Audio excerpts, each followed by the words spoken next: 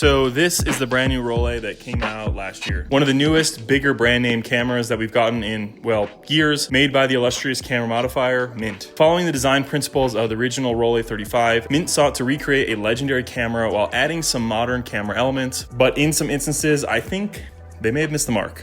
We'll get to that in a second. First, let's do a general overview of the camera so we're both on the same page and you can understand the ergonomics of it. Alrighty, so the camera is pretty simple and like I said, pretty much mimics that of the older Rollei 35 cameras, which at the time of its release was one of the smallest, most high quality cameras that you could get. However, the camera is built from the ground up with components from Mint, so it's truly a modern take on the vintage version. On the front of the camera, two larger dials which control the aperture and shutter speed respectively. On the dials, it has these little wheels which allows you to set which type of film you're shooting and how many exposures, but in all actuality, it pretty much does nothing. It's just purely aesthetics. The front also obviously dons the Rollei 35mm f2.8 lens, one that I've learned has been surprisingly sharp as I've been reviewing it. An interesting choice to turn away from the 40mm and lean into the 35 with this newer version. But as an avid 28 to 35mm enthusiast, I definitely won't complain. On the originals, the lens would actually pop out and you could click it and lock it into place.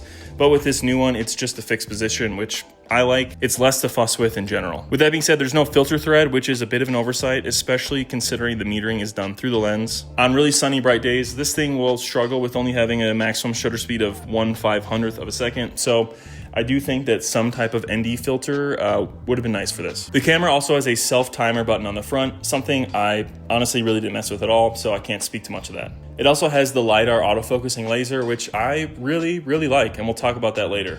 It also has a powerful built-in flash in the front and then the actual viewfinder itself. As for the rest of the camera, it's pretty straightforward. Well, except for the film advance lever. Another feature that I do really enjoy as well. Having some type of manual advance adds to that feeling of shooting film and gives a little more tactile oomph to it compared to motorized automatic film advancing. One thing people seemingly have a gripe about is the fact that it's on the left of the camera, but I don't know, I don't really care. Oh, and I forgot to mention this, there's a nice little on-off switch, which I continuously forgot, and to be honest, had to change the battery out a couple times, which was annoying, but totally my fault. The power button allows you to turn the flash on, see your set ISO, obviously turn it on and off, and then when shooting auto exposure, there's sort of a exposure reading or exposure compensation on the little tiny screen to tell you how the exposure looks based on your aperture set. Sort of a confusing but nice little reminder about exposure to check when you're out shooting with it. Okay, so as much as I would love to get out, show you guys shooting it in like the mountains or skiing or something, I'm sure as many of you know, have a broken leg and I'm actually borrowing the camera.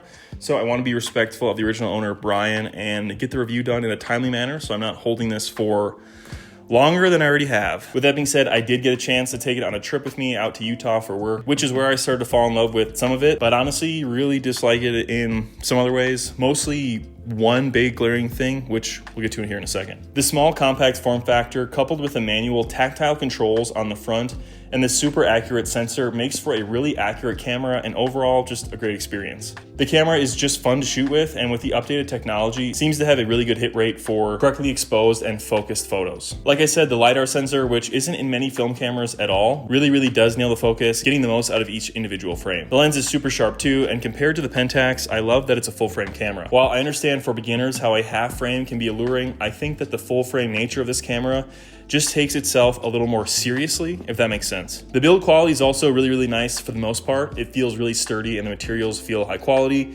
yet still lightweight. Light to carry, but still feels substantial. I don't know, the physical camera itself is done really well, I think, to be honest. It feels up to snuff with something like a Contax T2 or another premium point and shoot, which is definitely what it's going for. Which is another huge plus for it, I think. The ability to shoot it completely automatic, but then also kind of dial it back and shoot some more control with the manual controls. A testament that both beginners and experts can find some use case and fun with this camera. However, like I alluded to earlier, there is one massive thing that has hindered it for me, and that is loading the film itself into the camera. While on my Utah trip, I shot 4 total rolls and only 1 came out. 1 was completely blank and 2 only had like 2 overlapping frames on it, which I'm sure you know the worst possible outcome when you're shooting film is getting back a blank roll, especially when you're shooting a new camera or on vacation, and this was pretty much both of them, so not great.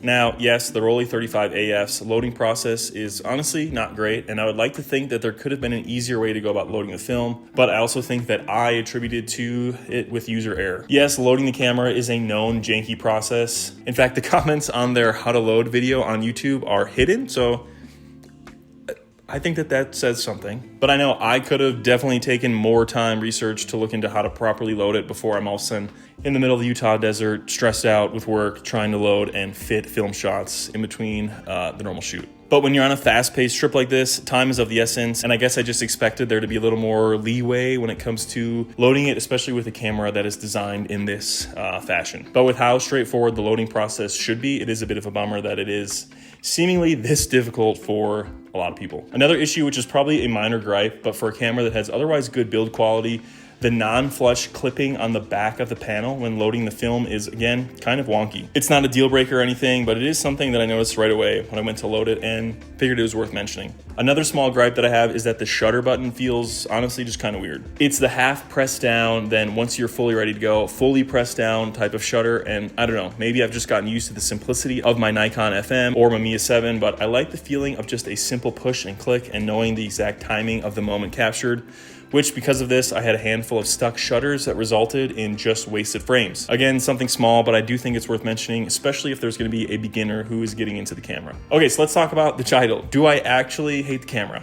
Well, no. Part of it is just making fun of the volatility that comes with this community and seemingly how tons of comments jump on a bandwagon to hate on things. But I also think that my experience with the Rollei 35AF definitely wasn't seamless or flawless, and to put it bluntly, was honestly a bit frustrating. Yes, the basis for a great camera is there, great design, sharp lens, small yet fun form factor, but in the moments I needed it most, the camera sort of let me down. However, this definitely wasn't done without at least a large dose of idiocy, but I don't know, I feel like I've never struggled so much to load a film camera, especially consecutive rolls after one another, so I do think that is one of the biggest downfalls of the camera. Now, definitely don't let this deter or derail you from wanting to try or purchase the camera. In all honesty, it's a small demerit in an otherwise really amazing system. Mint truly has a great thing going on here and is what film photography needs. New versions of legendary cameras with infrastructure and support to back it. Who knows, maybe the more success that this thing has, we'll be seeing more and more new film cameras coming from Mint in the future.